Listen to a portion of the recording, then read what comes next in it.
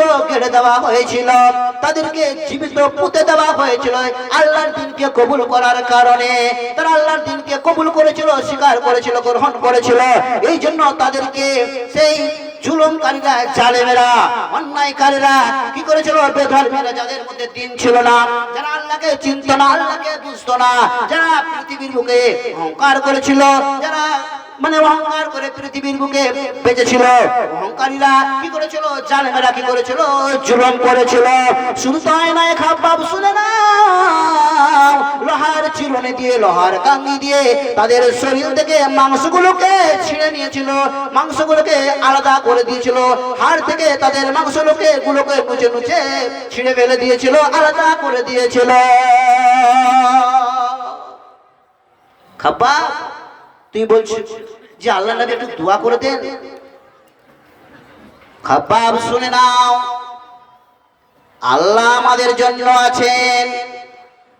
আল্লাহ পাক রব্বুল আলামিনের নবী বললেন, খাব্বাব ধৈর্য ধারণ করো, সবুর করো, সবুরে নেওয়া ফুলে ধৈর্য ধারণ করো।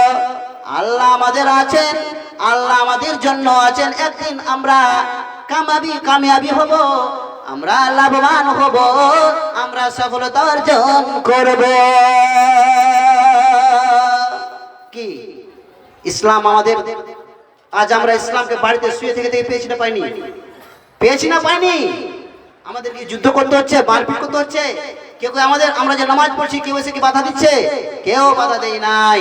ইসলাম দরদি গণ আমার, এই কষ্ট, এই সহ্য, এই ধৈর্য ধারণ আমাদের করতে হবে। যদি দিন মানতে গিয়ে, কোরআন মানতে গিয়ে, নবীর হাদিস মানতে গিয়ে, আল্লাহ ওয়া রাসূলের আনুগত্য করতে গিয়ে যদি আমাদের কোন রকমের অসুবিধা হয়, আমাদের প্রতি যদি জুলুম হয়, তবে আমরা ধৈর্য ধারণ করব।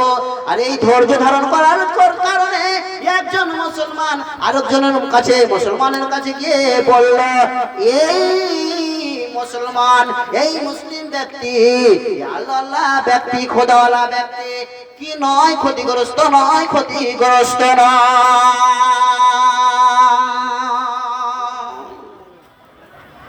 ক্ষতিগ্রস্ত নয়। কিসের জন্য? যে আল্লাহর দিনকে তারা মানছে, আল্লাহর হুকুমকে তারা মানছে, কোরআনকে মানছে। আর এই কোরআন মেনে, এই হাদিস মেনে আমরা কি করব? আমাদের জীবনটাকে পরিবর্তন করব।